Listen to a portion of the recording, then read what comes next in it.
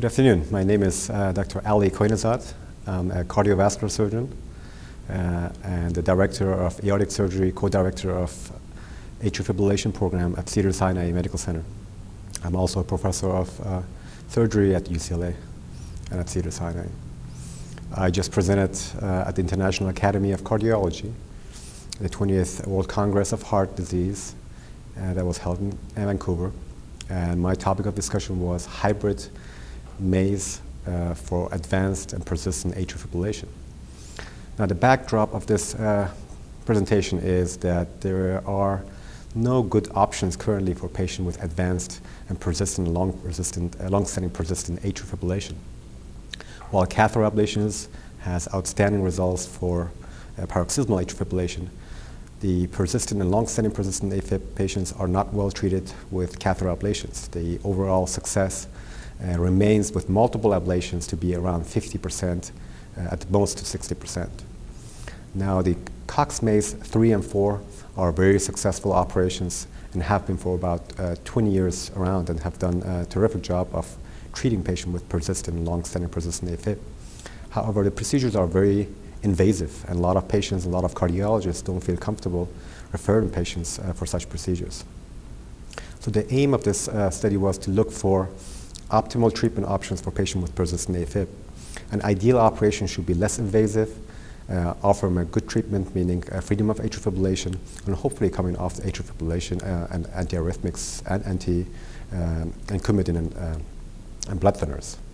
So the hybrid atrial fibrillation combines the benefits of open and endoluminal procedures. So it offers what we call a thoracoscopic maze, in which the pulmonary veins are isolated and a roof and floor lesions are established, and left atrial appendage is excluded successfully.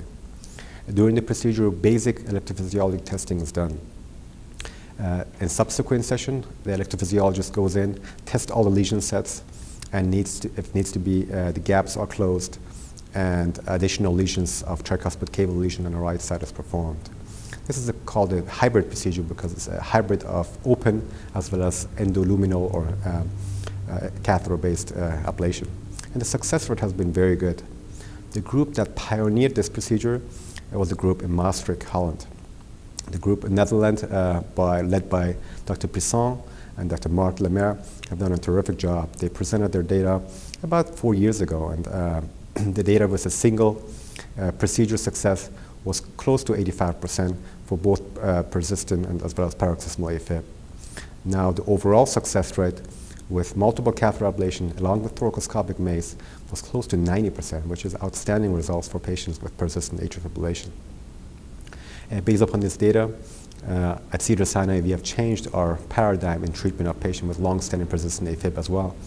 And we offer patients who have complex and advanced atrial fibrillation the hybrid maze procedure, which we believe will be the future and collaborative approach on treatment of patients with advanced stages of atrial fibrillation. There is also a DEEP study, which is a dual endoluminal and epicardial ablation study, which our group is a national PI.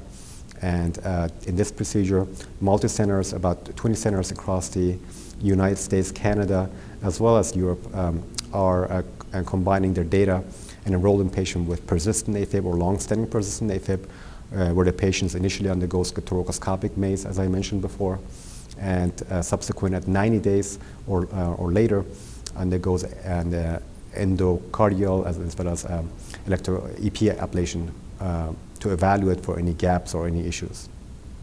The results of this study probably going to be out in the next 2 or 3 years, but until then we have to wait for those results. I think overall, based upon some of the single center studies, including the group in Maastricht, the hybrid atrial fibrillation is going to be a combination. It's the optimal situation for a patient with persistent atrial fibrillation, offering less invasive but very efficient, efficacious results for this patient population. Thank you.